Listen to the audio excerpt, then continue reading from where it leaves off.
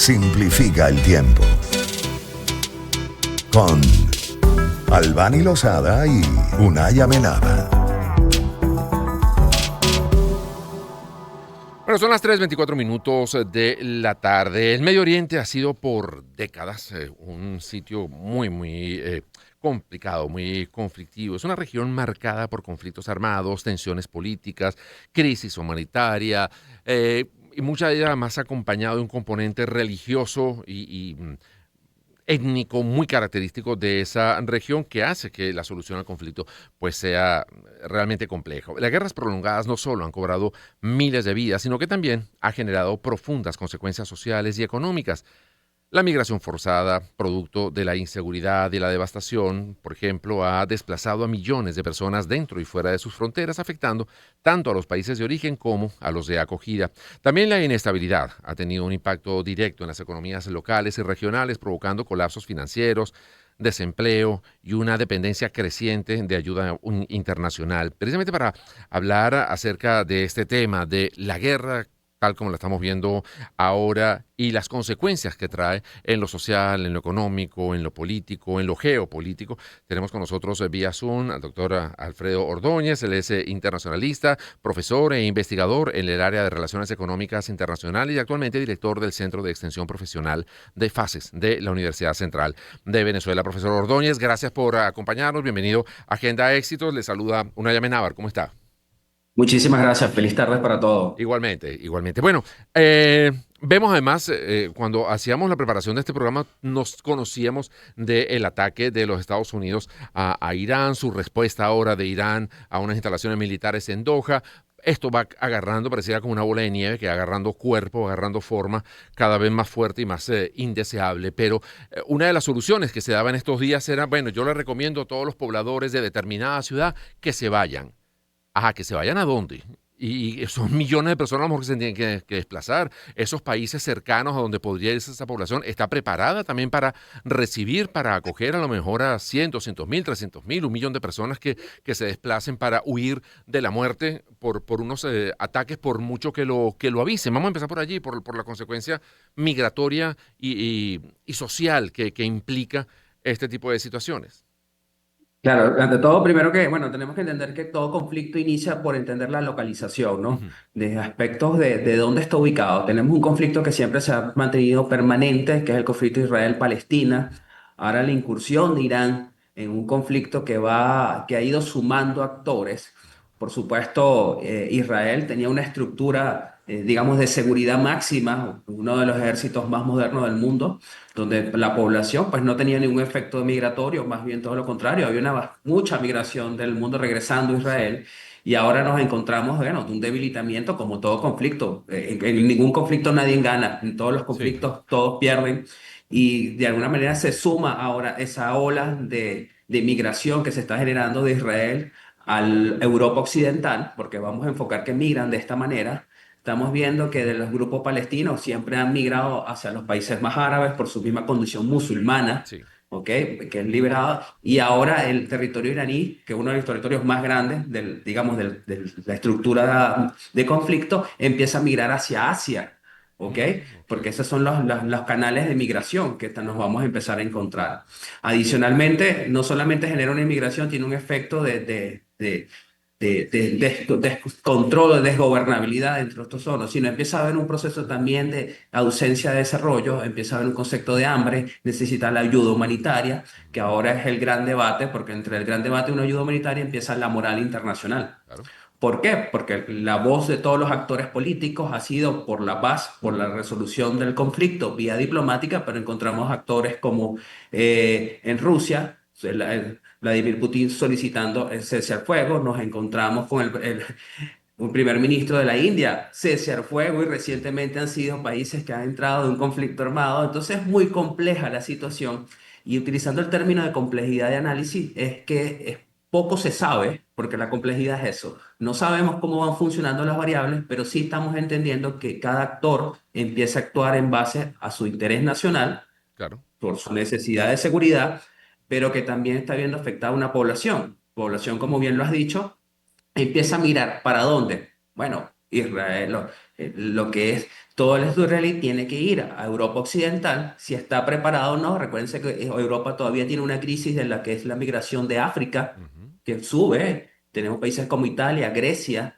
que ya, la misma Portugal, que han notificado que ya no pueden seguir Sí. recibiendo A misma este tipo España, ¿no? de A través de las migración. Canarias, bueno, bien del sur, o si no, muchos optan por las Islas Canarias como una vía Es de correcto. ingreso ahorita también, las Baleares también están siendo Es objeto correcto. Hasta de Alemania migración. hasta no hace mucho había dicho que no iba a aceptar más migración dentro de su territorio bajo que sea especializada por el conflicto de Siria. Sí, Entonces, en el caso de Asia, vamos a ver, este iraní va a ir rumbo a países como Rusia, que está en una situación compleja, va a ir hacia Surasia, países como Indonesia, Vietnam, sí. que no tienen condiciones para recibir una migración de esas características, ¿ok? Y ahora con la incorporación de Estados Unidos, pues vamos a ver todo el peso que genera esto, no de la población de Estados Unidos, sino lo que es el resto del continente americano. Claro. Empieza a haber una preocupación importante. Y además, cuando hablamos de migración, no estamos hablando de que transportas bultos ni cajas. Llevas personas. Llevas personas que tienen ¿Correcto? necesidades, que tienen sus creencias, que tienen sus conflictos, que tienen sus necesidades de todo tipo de educación, de salud, y se llevan también su propia guerra, ¿no? Entonces se van a encontrar con un sitio donde, bueno, va a haber, cada persona termina siendo un mundo también, y eso podría terminar convirtiéndose en una fuente de conflicto también allí donde va, y entonces acusar al país receptor de, bueno, que tú eres inhumano porque no estás recibiendo la migración. A veces también uno te trata de poner en los zapatos de esos otros países y dice, bueno, si fuera una migración que va a durar 15 días, tú dices, bueno, los acojo y los recibo, pero no se sabe cuánto tiempo va a durar, y son países que están muy estructurados y muy planificados para su población, pero no para que de la noche a la mañana o en un lapso de 15 días les entren 1 millón de personas. Claro, y tienes un problema también que, ojo, que no es solamente del momento del conflicto. Sí, Vamos a hablar particularmente de Europa nórdica. sí, La Europa nórdica hasta no hace muchos años había hecho todo puertas abiertas a la migración por todo el tema poblacional. sí, Y resulta que muy bajo, en el análisis hoy, la Europa está en un debate porque más de la mitad de su población es musulmana, cuando ujú, eran católicos ortodoxos, después eran ortodoxos. Entonces ahora tienen la mitad de la población es musulmana de la noche a la mañana. Entonces, es un problema realmente para los países receptores también. Todo país receptor de característica de migración no solamente es por entregar la ayuda económica sí, o dar comida, es mucho más, es un comportamiento, es su paradigma, su filosofía, su estructura social. Empieza a tener cambios. claro.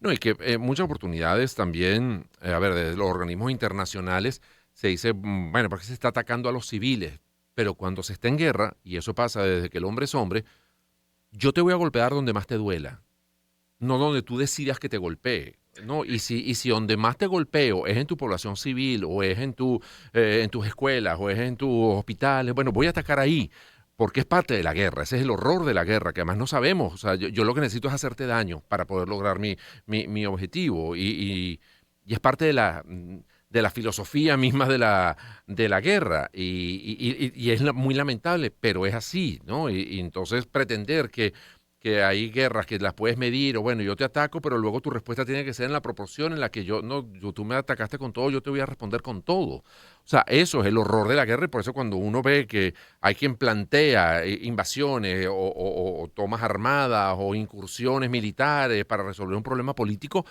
wow, no se sabe dónde va a terminar aquello, ¿no? Porque termina siendo una situación que se va de las manos con mucha facilidad. Bueno, tan complejo como la amenaza del cierre del estrecho de Hormuz. Ujú. Ojo, el estrecho de Hormuz pasa más del Claro. 80% del crudo que se produce en Medio Oriente y representa casi el 60% de la energía que se transporta en el mundo. Wow, yo, O sea, yo no es hablaba del cualquier 20% amenaza. y me pareció una barbaridad. Yo había escuchado que era 20%, me dice que es el 60%. Sí, porque, ojo, es el 20% mundial de Claro, lo que se transporta mundialmente, pero del mundo árabe ok. representa casi el 80%. ¿Ok? Entonces, ese 80% que representa casi, si calculamos una Sí, sí, regla, sí. casi la mitad o un cuarto de lo que es la energía del mundo requiere crudo. Entonces, no, es horroroso una amenaza de Hormuz. O sea, si antes en el 73 vimos el cierre del canal de Suez, que Sí, se generó toda una crisis y el canal de Suez representa apenas 3 millones de barriles, casi 4 millones que puede transitar por aquí en el estrecho de Hormuz.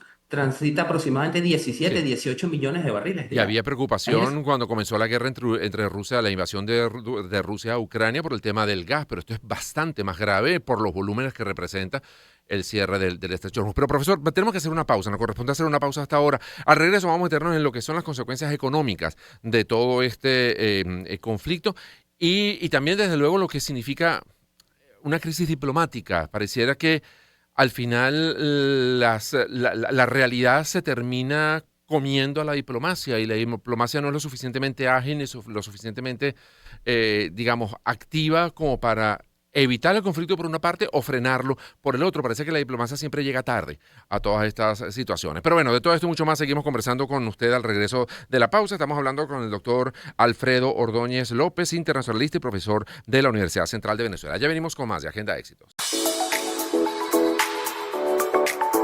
Espacio para conectar. Éxitos. Caracas, El Vigía. Guarenas, Guatire, Maturín. Táchira, Mérida. Barquisimeto, Margarita. Puerto La Cruz, Puerto Ordaz. Maracaibo. Maracay. Éxitos. Sonidos en primera fila.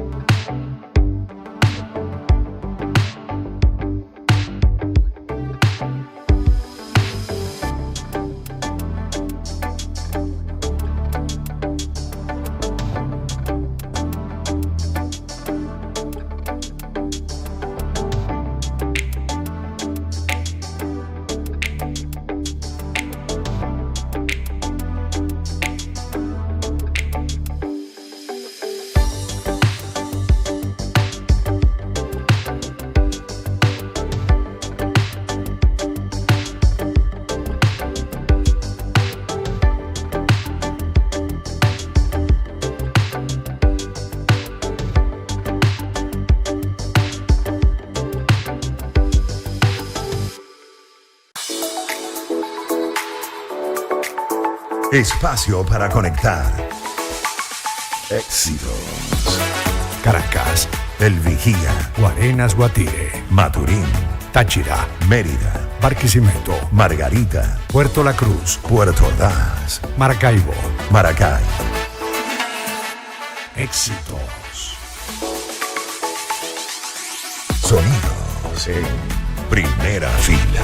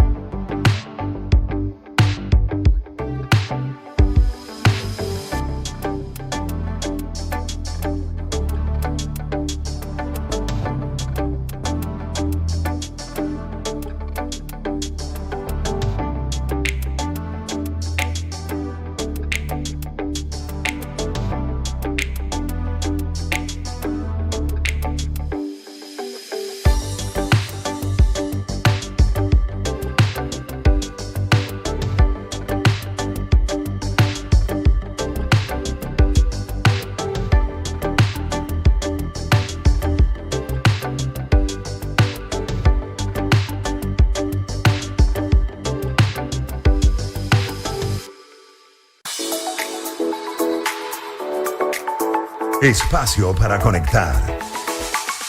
Éxitos. Caracas, El Vigía. Guarenas, Guatire, Maturín. Táchira, Mérida. Barquisimeto, Margarita. Puerto La Cruz, Puerto Ordaz. Maracaibo. Maracay. Éxitos. Sonidos en primera fila.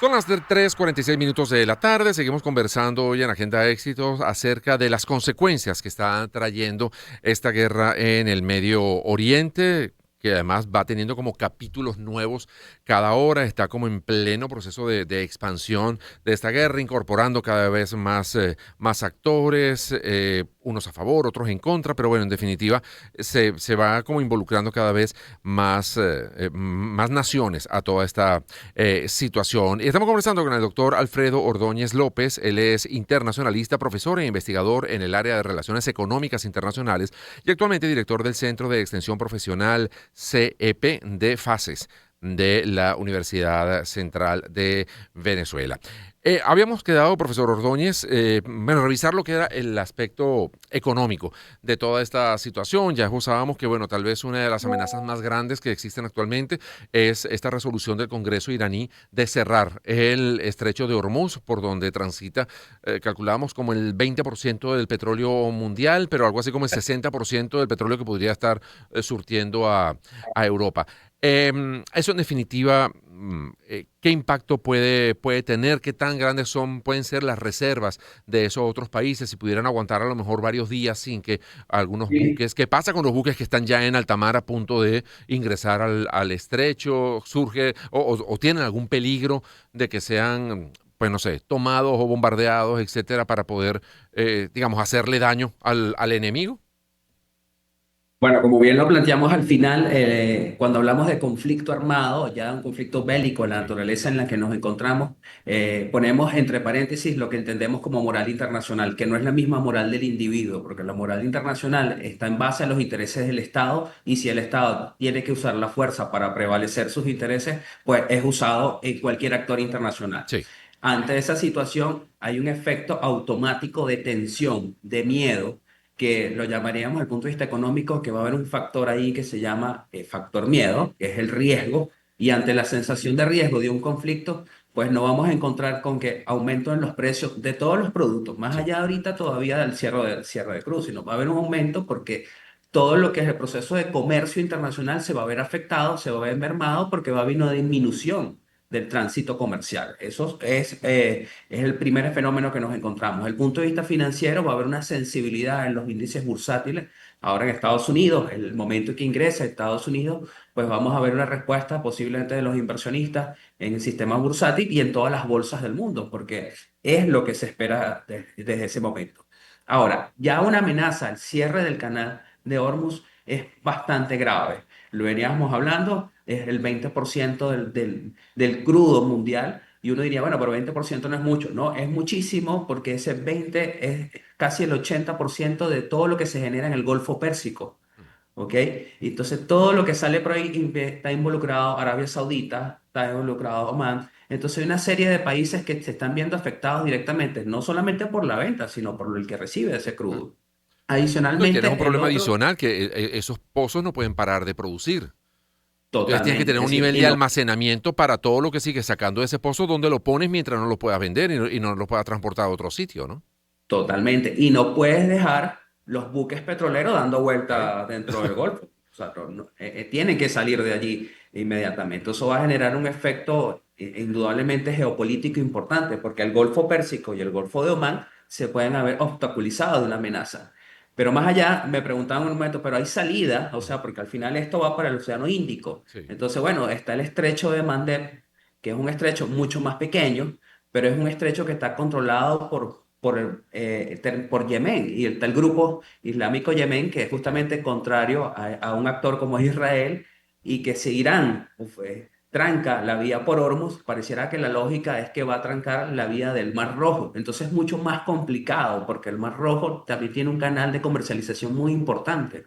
Más allá que casi 3 millones, 4 millones de barriles pasan por ese estrecho, pues tiene un tránsito comercial muy importante y es el que cae justamente en el cono por llamarlo así, el cono de África, cae Claro. por Somalia. Es la misma conexión que se deja abajo en el Océano Índico. Entonces, es Y ahí la ruta, ¿cuál realmente sería? grave. Bajar por el sur de África, o sea, bordear Sudáfrica para llegar a América, por ejemplo. O sea, además, es una travesía larguísima. Debe ser, ¿no? O sea, Claro. los costos se Eh, disparan inevitablemente. eh, Indudablemente. Recuerden de que nosotros tenemos, bueno, para el que no sabe, nosotros tenemos 5 estrechos de rutas comerciales y 2 canales, el llamado Canal de Suez y el Canal de Panamá, que Sí. aproximadamente maneja de 2,5 a 3 millones de barriles su tránsito diario, pero luego tenemos el estrecho de Turquía, el estrecho de Danets, que hay toda una controversia porque el conflicto Rusia-Ucrania, uno de los grandes miedos es que Rusia tranque el estrecho de Danets.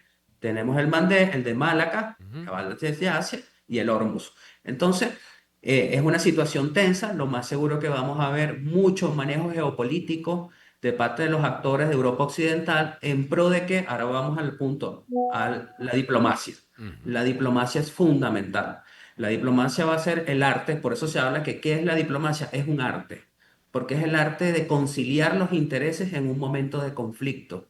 Se esperaba, de alguna manera, yo creo que Europa Occidental, la Unión Europea, no esperaba la intervención de Estados Unidos tan rápida y desde el momento en que interviene, pues ya se prenden las alarmas para todos los actores, porque indudablemente el gran miedo es la escalada que pueda generarse este conflicto, que de una intervención de Estados Unidos pueda generar la intervención de otro país tan fuerte como pueda ser China. Ujú. El momento en que interviene China, el miedo de la intervención entre Pakistán y la India. Recuerden que Pakistán ya se pronunció a favor de Irán.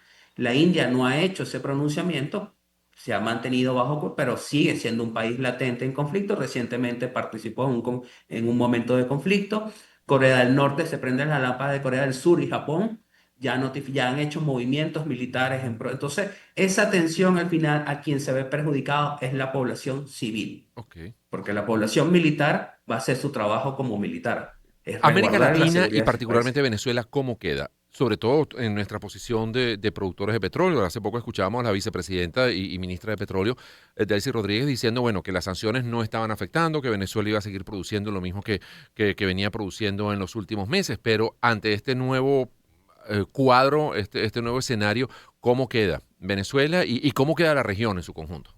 Bueno, vamos a hablar un poco, vamos de la región hacia Venezuela. La Perfecto. región es un país que, la región está estructurada con 3 grandes productores de crudo, como es los Estados Unidos, que hoy satisface sus necesidades. Ujú. Tenemos Canadá y tenemos a Venezuela. Ya México que es un complemento de lo que es la producción de los Estados Unidos. Ecuador, sí, Ecuador y Colombia viene Colombia. con muchas fallas de producción Ok. que más bien requiere de demanda. Ecuador, tenemos uno de los actores que realmente su producción no escapa más allá. Ok. Brasil, su capacidad de producción satisface sus necesidades. Tenemos a Guyana que de alguna manera también está en procesos de perforaciones y extracciones. Es decir, que el que tiene más crudo, digamos, en stock para entrega inmediata es Venezuela. Ok. ¿Ok? Por la misma condición de un país que está sancionado, pues mantiene su producción, está almacenando y tiene un stock. ¿Qué va a pasar a futuro? No lo sabemos, porque de alguna manera es difícil visualizar, pero de que se va a abrir un mercado dentro de la región, principalmente el Caribe, va a ser un mercado latente para Venezuela, Claro. porque es el que tiene el crudo a la mano. Ahí ¿Ok? tal vez la situación complicada podría estar el tema sanciones, que a lo mejor, bueno, vía las sanciones Unión Europea y Estados Unidos hacia Venezuela, ponga algún impedimento para que estos países compren, por lo menos directamente. Si triangulan, bueno, o Hoy, sea, eso ya hoy, sería di- otra historia, pero, Claro, hoy diríamos que sí, ok, pero no sabemos de qué tanto tiempo dura el conflicto, porque claro. del momento en que dura el conflicto y empieza a generarse una escasez, pues cualquier provisión es buena. Ujú, ujú. Entonces, es una estrategia difícil. A Venezuela le sucedió cuando el cierre del canal de Suez, fue un proveedor seguro. Sí. En la Segunda Guerra, finalizada la Segunda Guerra Mundial, se convirtió en un proveedor seguro. Por eso digo, el futuro no lo sabemos, lo vamos a saber es con el tiempo, pero sí está claro que de México hacia la Patagonia, el que tiene stock hoy para entrega inmediata de crudo, bajo las condiciones en las que tiene, sigue siendo Venezuela y con una gran cantidad de reservas importantes. Sí. Ahora, fíjate que, por ejemplo, en el caso de uno de los actores, el que tenemos más cerca y tal vez el que más nos resuena, que es Estados Unidos, tampoco es que la tiene toda consigo el señor Trump. Estamos viendo hoy, por ejemplo, manifestaciones pidiéndole la renuncia a Trump y mucha resistencia a que haya tomado esa orden ejecutiva de atacar. Él dice, bueno, los argumentos que dan los que están a favor de este ataque, dice, bueno, esto no es una declaración de guerra que sí tendría que pasar por el Congreso, estos son unos ataques preventivos a una situación nuclear muy puntual, pero no es una declaración de guerra. Pero en definitiva, hay resistencia dentro de los propios Estados Unidos, desde los ciudadanos hasta los centros de poder, digamos, el Congreso, instituciones económicas, etcétera. ¿Eso pudiera acelerar más la solución? ¿Eso podría ralentear? ¿O simplemente el señor Trump y su ala del ejército pudiera seguir adelante, aunque no cuente con el apoyo de estas otras instancias? No, indudablemente, recuérdense que la toma de decisión que se genera en Estados Unidos hay un peso importante desde el Congreso. Una de las diferencias que tiene, digamos, cualquier país que tiene un mandatario, un presidente que toma decisiones, en el caso de Estados Unidos, el Congreso tiene un peso importante en la toma de decisión. Fue una decisión ejecutiva muy discutida dentro del Congreso y que recuérdense que ahora dentro de la misma estructura de republicanos y demócratas han manifestado estar en contra de una decisión de intervención de un conflicto armado directamente, Ujú. y eso es por el gran tema del crecimiento económico de la economía americana, que viene. Estados Unidos hoy en día es el país con mayor deuda y con una caída vertiginosa de su crecimiento económico, lo cual va a afectar en su desarrollo Ya. económico. Por eso es una de las que se habla, las medidas más criticadas fue contra los migrantes, casualmente lo Claro. hizo Trump.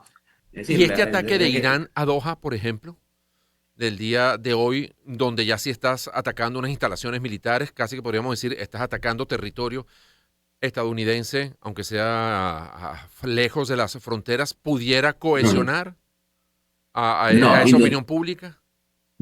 no, Es que estoy indudablemente lo pensando un que poco en lo vamos que a fue Pearl Harbor, ¿no? O sea, si es una cosa, se claro, puede claro, pensar en no, algo y similar. lo has hecho muy importante, es decir, ha tocado ya bases militares americanas. O Claro. sea, ya el bombardeo tocó bases militares americanas.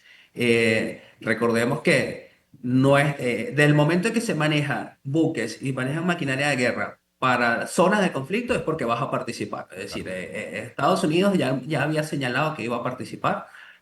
Hizo lo que el bombardeo que amenazó, lo cumplió, pues Irán está cumpliendo lo que está diciendo. Es decir, tú me golpeas, yo te Sí. golpeo. Aquí la clave va a ser, indudablemente, la decisión que se tome en el Congreso de continuar o no con este tema de conflicto, pero para efectos de lo que estamos viendo, pues Estados Unidos ya ingresó en el conflicto, ya Sí. hizo una declaración de guerra formal. Para mí, desde el momento en que interviene y bombardea una zona, ya entra en el juego Sí. geopolítico del conflicto, y habría que esperar algo muy importante, la decisión de Alemania, que, Mm. no, que su pronunciamiento ha sido muy cabizbajo, y la del mismo Vladimir Putin de Rusia. Porque Vladimir Putin y Rusia a mí me recuerda mucho el momento de Lenin con Hitler. Ujú. Apoyó a Hitler desde el momento y después se volteó. Mm. Rusia tiene muy buenas relaciones con Irán, pero también tuvo muy buenas relaciones con Israel. Y con Siria también, y en un momento Entonces, determinado les quitó la silla y cayó Bashar al-Assad, ¿no? claro, entonces Y eso fue resulta hace nada. que entonces estamos hablando que es cambiante la toma Claro. de decisión. O Pero mira, sea, volviendo, estamos conversando con el profesor Alfredo Ordóñez López, internacionalista, profesor de la Universidad Central de Venezuela. En el caso interno de Irán, veíamos en estos días unas declaraciones del heredero del señor Reza Pahlavi, Ciro Pahlavi, diciendo, bueno, llamando a la gente a la calle, un poco contemplando prácticamente retornar al poder. Internamente la situación en Irán, ¿están apoyando al ayatollah? ¿Estarían en contra? ¿Verían con buenos ojos un cambio de gobierno? ¿Se han visto algunos cambios en estos días? Bueno, se levantó la obligatoriedad de que las mujeres llevaran el pelo cubierto. No sé si ha habido dándose algunos pasos en favor de algunos derechos humanos allí en Irán, pero bueno, en todo caso, hay ¿Hay en la voluntad de la población iraní deseos de cambio, como se ha venido hablando, que un poco el objetivo es tumbar a ese gobierno para darle paso a lo mejor una democracia un poco más occidental? No sé, ¿cómo es la cosa interna en Irán? Bueno, vamos a aprovechar que lo podemos tomar en los dos casos, tanto de Israel como de Irán. La opinión pública que se está generando tanto en Irán como Israel es el no acuerdo con el tomador de decisión, con su Ok, máximo representante. Es interesante en la población israelí, más allá de entender la situación de conflicto, porque así fueron estructurados matemáticamente, no están de acuerdo con la toma de decisión que había en la ley de conflicto con Irán. Y en Irán está sucediendo lo mismo, no están de acuerdo con el conflicto, no están pidiendo un cambio porque no quieren un conflicto armado. claro. Es decir, más allá de las diferencias, la población civil quiere, como cualquier población civil, vivir en un periodo de paz. Ujú. Evolucionamos un siglo XX bastante complicado para justamente mantener la estabilidad más allá de las diferencias. Pero los tomadores de decisiones están siendo juzgados por sus mismos pueblos porque están en contra de esta decisión. ¿Y qué O sea, no tanto existe. caso le hacen esos mandatarios a esos pueblos? Lo Porque que esa es otra, vamos a ver es son lo que va a decir. democracias, se toma en cuenta la opinión pública, tiene peso lo que opine la gente, o bueno, la gente se tiene que calar lo que un grupito decida y ya. Lamentablemente siempre cuando es a corto plazo de que se hace el momento pareciera que, bueno, es el tomador que está ahí, es el jefe supremo que está tomando una decisión. Sí, Pero siempre el tiempo dirá lo contrario, porque va a haber un momento de cansancio, va a haber un momento ya de búsqueda de solución pacífica, porque nadie quiere vivir en sí, ruinas. Y si algo está claro es que los países que entraron en conflicto recientemente es como Siria, quedó en ruinas. sí. Siria está en el 90, quedó en el 95% de ruinas. Entonces, los vecinos saben lo que les queda y difícilmente quieren una competencia. Adicionalmente, que un ataque nuclear, un posible ataque nuclear que se pueda generar es devastador, no solamente por la consecuencia Sí, inmediata que genera de la explosión, sino por el efecto que va a dejar a futuro sobre así es. esto. Todavía hoy nosotros vemos rasgos, características de lo que fueron, lo que se generó una catástrofe como Chernobyl, lo vemos en la población polaca, en la población bielorrusa, en la misma población ucraniana, en la misma población rusa, cómo todavía hay rasgos que generó eso, ese proceso, y lo vemos en En Japón. Japón, Entonces, claro que sí. es realmente de tomar en cuenta y de evaluar y que los países realmente tomen decisiones sobre este tema porque hay que volver a la cordura y a la conciliación de Y intereses. ojalá que la diplomacia sea lo suficientemente ágil y contundente, que no se dedique solamente a, claro, es su papel, ¿no? Pero grandes reuniones donde lo más contundente es un documento que muchas veces no conmueve absolutamente a nadie y no hace que nadie cambie Bueno, sus decisiones, pero llegamos al adelante. momento donde las Naciones Unidas tienen un papel Así es, fundamental así en es. este proceso. Gracias, profesor. Profesor Alfredo Ordóñez López, internacionalista, profesor e investigador del área de Relaciones Económicas Internacionales y actualmente doctor y director del Centro de Extensión Profesional de FACES de la Universidad Central de Venezuela. Ya venimos con más de Agenda de Éxitos. Espacio.